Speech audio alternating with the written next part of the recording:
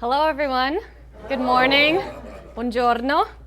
My name is Paige Lodien, and as many of you know, I've just come back from a year abroad in Italy through Rotary Youth Exchange Program. And I just love my home club so much. It's so great to be here speaking with you all. A few people, let me just get this up. A few people asked me if I was nervous to come speak to you all this morning. And matter-of-factly, I was like, no, I'm not too nervous because the first time I gave this presentation, it was all in Italian, and I had 1 hour notice. So here, I can speak in English, and I can explain my thoughts. So, all right, here we go. This says, my year of exchange. Okay, choosing to participate in an exchange has been one of the best decisions I've made, and I want to thank Rotary for the great opportunity. This is my first day. This is in my backyard right before we're about to head off to the airport. I was outfitted in my blazer, my Rotary blazer. They have you wear it just in case you have problems in the airport, then it's easy to find help. Yeah, we'll talk about the blazer in a minute. And this is my first host family and my tutor's little daughter. So they were very nice. They welcomed me at the airport with signs and flowers. And I wasn't sure that all my luggage was going to fit in their tiny cars, to be honest. But we stuffed it all in and got them. And yeah, it's not just a stereotype, it's real. This is my first host father and first host mother, Stefano and Laura Tarabini. They're very good to me, and they spoke a little bit of English at the beginning, which helped me to adjust and to get used to things. It would have been a much bigger shock if it was just Italian at the beginning, but they were very nice and patient with me the whole time I was with them. We took a few trips together. We went to, they have a little apartment in the mountains over Christmas. This is at Monte Carlo. Yeah, that was really awesome. It was only about 4 hours to drive there from where they live. And then my host sister Alessandra, who went to the University of Milan. Yes, and they were just so good to include me and make me feel at home. This is my second host family. I was with the first one for 4 months and this one for 6 months. My host father Antonio and my host mom Rosie, and then my host aunt, my host sister, her husband, their kids, and there's more. That's not all of them. The La Familia. Yeah, so they were so great, and it was an awesome experience for me because they were both so different. The first family I would describe a little bit more modern Italian, a little bit more, not as family-centered, but this family, they're great cooks, first of all. I learned to do a lot of cooking with them, a lot of Italian cooking, and they had their family over every Sunday for a really long meal, which I'm not used to 3-hour meals, but you do get used to them. And they also had a love for their country, so maybe one day we'd just pop in the car and drive 2 hours to see a beautiful spot, then drive back. They were very nice to me, and they had hosted before, a girl from Taiwan and a boy from Brazil, so they're familiar with the process. Here they are again, Antonio and Rosie, and my little niece, she would call me Aunt Paige, which was very fun for me. I'm not an aunt here, but I really enjoyed getting to be an aunt, and Francie and I, her name is Francesca, Francie and I would go walk to the park on Wednesdays, or she would, and I like little kids because they'll talk with you, and they won't judge you if you're saying a sentence grammatically incorrect.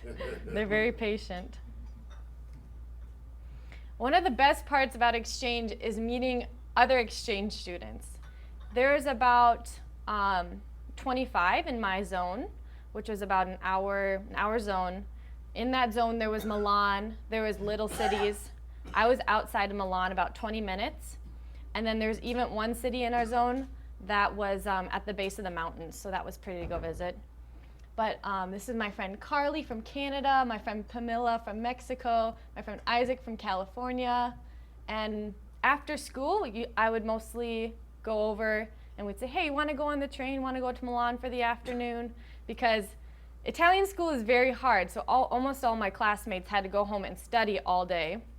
Whereas I would go to school and I would try and participate, but then I would want to see the beautiful country I'm in.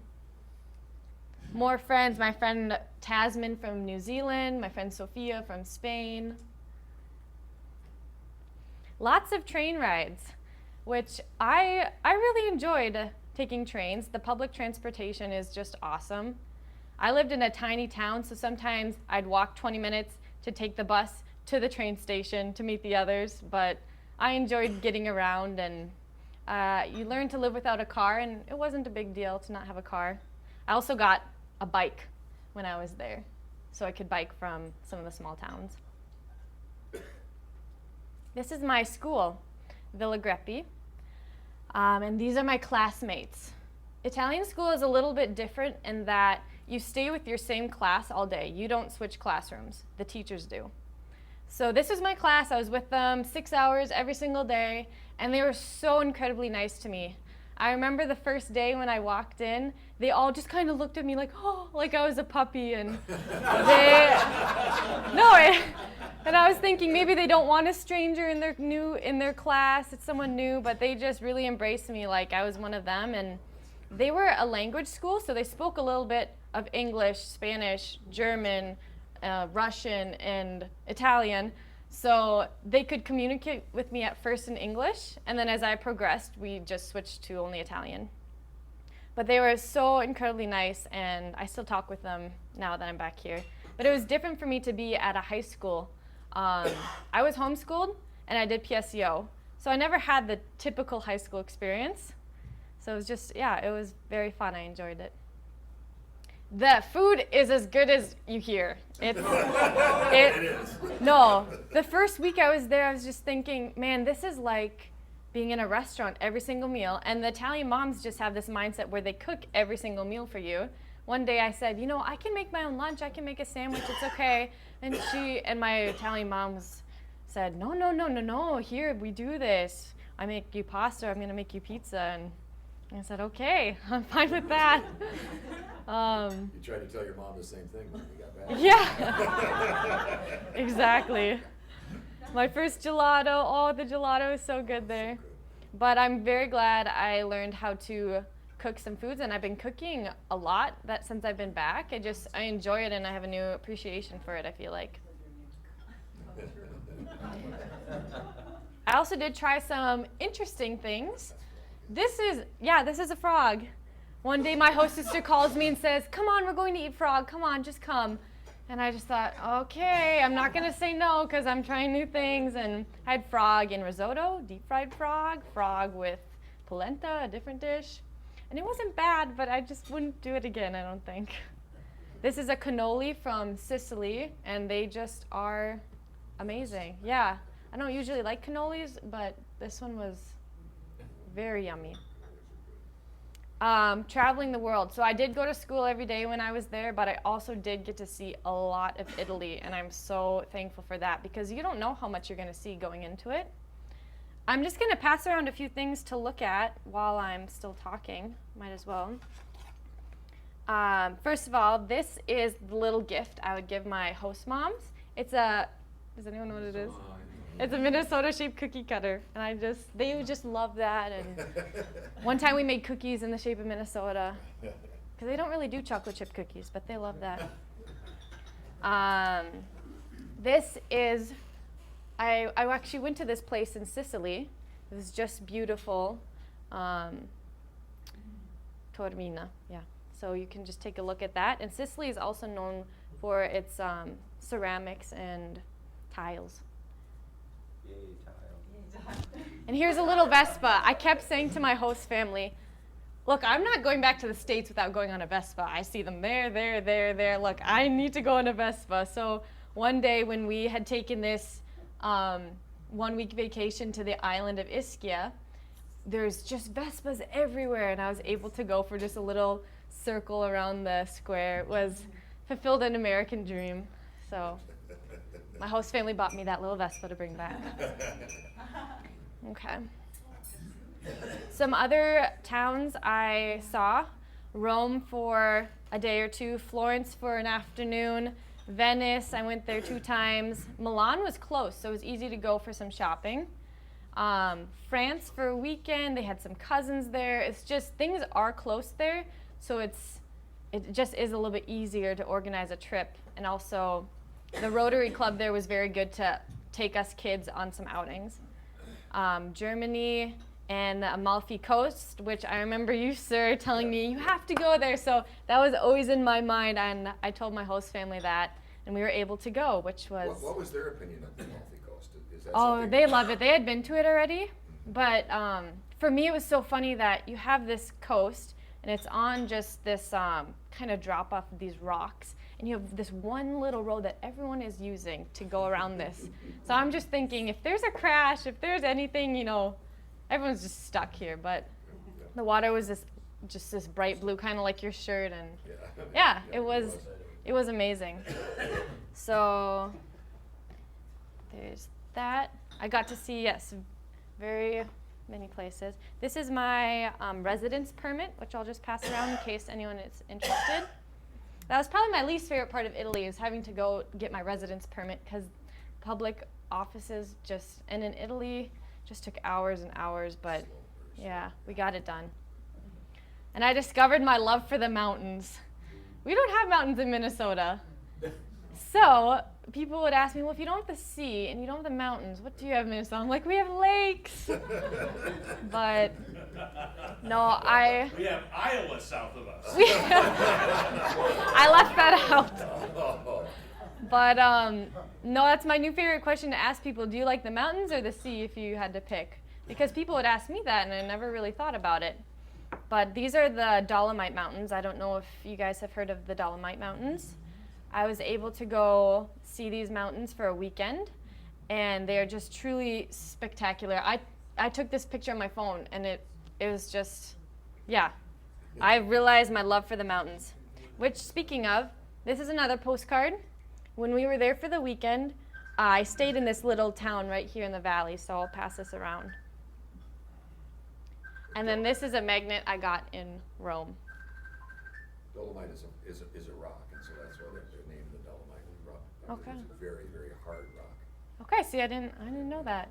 I knew they were known for being rocky, but okay, that makes sense. Well, the whole thing is a rock. Yeah, they're just spectacular. Some different mountains. These, we went to Switzerland for the day because it was about an hour drive to get there. And then this is about an hour and a half drive also from my house. We went there just 2 days before I left, and it was just, it's just a little piece of heaven. So some kids really like Milan. They want to go there, the busyness, the city. But I just love the mountains. Some other places you have to. Great picture. Yeah. Great picture. My exchange friends and I, about 4 of us, we're not allowed to sleep overnight because we're still students. So we organized this trip where we took a 4-hour train ride to Pisa, popped off for about 2 hours, and then rode 4 hours back home just so we could take these pictures and see the city. It was great. Also, there's a lot of castles there because of the old history, which are beautiful to see. Some unexpected experiences I got to experience. My second host mom was very involved with her political party there. I got to hear a lot about politics. She was very conservative, and I went to a big political dinner with her, got to meet some politicians more than once, and it was just good to be informed about what's going on in Italy and also how our politics here affect them. I went to the World Expo. It was about agriculture. That was the first week I was there, so I just happened to be able to see that. That was a fun experience. And also bike races. This is a little book of photos I'm just going to pass around. My host family made for me. Bike races, which my tutor, Laura Donna Manzoni, my counselor, she was just awesome with me, and I just really felt like if I ever needed anything, I could always call her. But she has a bike team, a mountain bike team of 5 guys, and so every weekend they go to different races. So they went to one in Germany, or they went to the one in the Dolomites, and sometimes I'd get to tag along, which was so fun for me. No, she was great, and she spoke English very well, and she would take me out to do things, and so I'm still in contact with her, and she was just a great person for me to know. This is her biking team. When she first said that to me, she goes, "Yes, I have a bike team." And I looked at her and I said, "What's that?" I didn't know that was such a big sport, but in Italy you see them flying around everywhere. They just own the streets almost. Her teammate won this race. It was a very big race in the Dolomites. But out of all these beautiful cities and beautiful places I've seen, I just love my little town that I was in, my Massalia. There was only about 4,000 people. It was pretty hilly, not quite in the mountains. I've never lived in small town life, but I really liked it. When you walk down the street, you say hi to each other, you acknowledge each other. And I just think the towns are so pretty, and I loved where I was. I wouldn't have picked a different place. Those are really big buildings for such a small town. Yep, exactly. In the town squares, there's always a church and a library, basically. But, yeah. And a clock, yes. Yeah, that's the alarm on my phone is clock chimes. So the first week I was there, I never knew if my alarm was going off or if it was just outside. Yeah, it was kind of funny. So this year, I learned to live and get along with complete strangers, find strength in difficult times, discover and appreciate new places in the world. These are experiences that I couldn't physically take back to Minnesota, but are elements that will always remain in my head and in my heart. And truly, I feel like I really have learned from this experience, and it's good to go, and it's good to sometimes do something hard. And I just hope that I can share and help others to have a similar experience that I did. Yes, and that's the same thing, just in Italian, in case you're wondering. So thank you from the bottom of my heart for giving me this chance, and this will not be the last you see of me. And if there's any questions, or if I missed anything, just feel free to ask me now, I guess. One of the things that I remember going, when you go out to dinner there, as you said, on Sunday afternoons, it was a 3-hour experience. Yep. Well, the restaurants only serve one group per table. Okay. Typically, you go there and it was a 3-hour session, so you would go there at 6 o'clock. You would not leave until 9 or 9:30. Yeah. Because they would keep bringing more food. Yeah, exactly. It's the kind of thing I laughed at first because it's the first plate, the appetizer, the first plate, the second plate, the sweet, the fruit, the coffee. And you think it's a joke. It's not a joke. They really do take 3 hours. And at first, with the American pace of life, I was like, come on, I could be out doing something. But then you learn to appreciate, and you get to sit and you get to just talk with each other. And yeah, it's a very strong aspect of their culture. Lots of pasta and pizza. That's not a joke either. Was the internet, was everybody on their phone like they are in the U.S.? Yeah, it's more or less the same as here, technology-wise. Not as many people have iPhones, but yeah, they're all pretty up to speed on that. Yeah. Is that photo on the island? This is on the volcano in Sicily. I think that'd be interesting. That's true. This is Etna. We took a weekend trip to Sicily, Etna, the volcano, and we drove up, and then just got to hike up to this little part of the volcano. It was so windy and cold because it was so warm down, and then when you went up, it was so windy and cold, but it was just beautiful. And then about 3 weeks later, we hear on the news that it had started to erupt, and they started to see smoke come out of it. Oh, Jesus. So, yeah, we got our trip in before that, which was good. Yeah, it was beautiful though. The other perspective I saw when I was there was how trim the Italians are. They Is are. this perspective that Italians are typically overweight? Absolutely No, not true. no, and they Not eat true. pasta every day. So the Yeah, first weeks I I don't was know how they do like, it. how do you do it? I'm gonna gain weight here, but no, they don't really use butter for cooking, or they eat pasta for lunch, and then I guess you burn off Olive oil, they use olive oil, and then they have a lot of fresh vegetables. So, no, I guess it's not as bad as we think. No, there's that perspective that. Yeah. You have a question? When you were in Milan, did you stop and see Da Vinci's The Last Supper? I did, and that's one of the things I didn't get a chance to see, just because you have to pre-book it like a few months in advance, and then you have to do this whole other tour just to see the picture. So it was a little bit complicated, but I knew it was there. I didn't get a chance to see it though. Well, I was lucky, when I was there 20-some years ago, they were restoring it. Oh, okay. So it wasn't really open, people weren't really going there to see it because it was in sad shape, but I just could walk in. And Really? take a look. They let you just walk in? Yeah, and- but it was, Huh. it was in bad need of restoration. Oh, okay. How about your experience in Rome? You didn't talk very much about that. You Oh, said in you- Rome. I really liked Rome. We went to Rome and Florence in the same weekend, and I found Rome more appealing, more cool because of the history, just of St. Peter's, of the ceiling that Michelangelo painted, and no, I really enjoyed Rome. A lot of people don't like it because of the chaos or because it's dirty, but no, I liked it very much. Yes. There is a Rotary Club in the town you stayed in? Yes, and I was their only inbound student. How many members did they have? This is a town of 4,000 people. 4,000 people, but I think they partnered with a few other tiny towns around there. So no, it was a pretty good size. Not as big as ours, but I would say maybe if you just take away like that table, there's about this many people. But a difference is they would start their meetings at 8 o'clock at night. It was very formal, like to the point where I was nervous about what I was wearing always. And they had the courses and yeah. I liked it, I enjoyed it, but I like our Rotary Club here. So, That's nice, dear. yeah.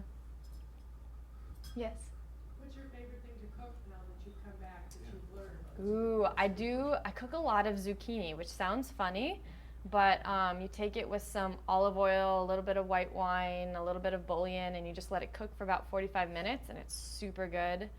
Or I make gnocchi, which is potato, flour, egg, and you just mash it up with your hands and make little nuggets that you eat. And no, I laughed because I left a whole bunch of shoes there so I could bring back pasta and some coffee, and I was like, this is more important at this point. So, yeah, no. What about the different varieties of olive oil? Yeah, the different varieties of olive oil. My host family would They're always like a liquor store. There would be liquor stores that I thought they were liquor stores. They were olive oil stores. olive oil stores. Yes, yeah, that's true. It was a little bit overwhelming because there's so many different choices, but my host mom taught me at least how to taste them with a piece of bread, and you have to do it like this, and also, yeah. Have you found a place here yet, I don't know how long you've been back, that, where there's a brand of pasta or a shop where you can find something that's even close to, their pastas over there?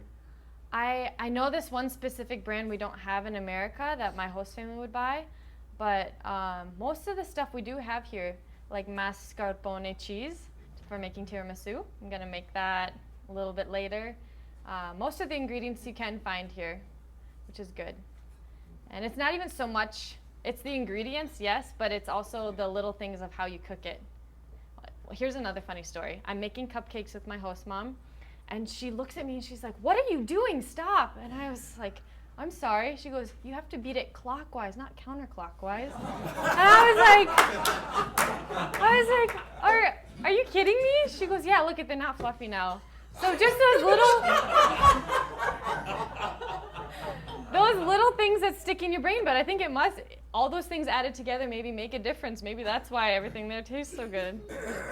So, It's counterclockwise in the southern hemisphere. yeah. You're still in the northern hemisphere. Yeah. Oh my goodness. Yeah. Oh. But she would make her own jams, her own sauces, her own pizzas. Yeah. Why don't you just tell me, I'll put your jacket out. Oh yes, my jacket. So when we would have Rotary events with the other exchange students, we'd exchange pins from where we're from.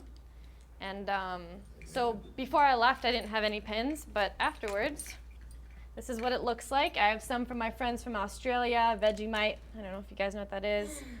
Mexico, one from Switzerland. These little ones I made. Yeah, so this is just a good memory to have, and I can just, when I look at a pin, I can think of exactly who that person is. I don't even have that many. Some kids come back just covered this way and covered in the back, but no, this is just kind of a fun thing that Rotary does that I really like. Yeah, Eduardo's was packed. Was his packed? I believe it. Hang it up on the. Okay. Yeah. So what's next? So what's next? That's a good question. Next for me is Crown College. I'm going to be attending Crown College. I move in August 20th, and I'll be doing the nursing program.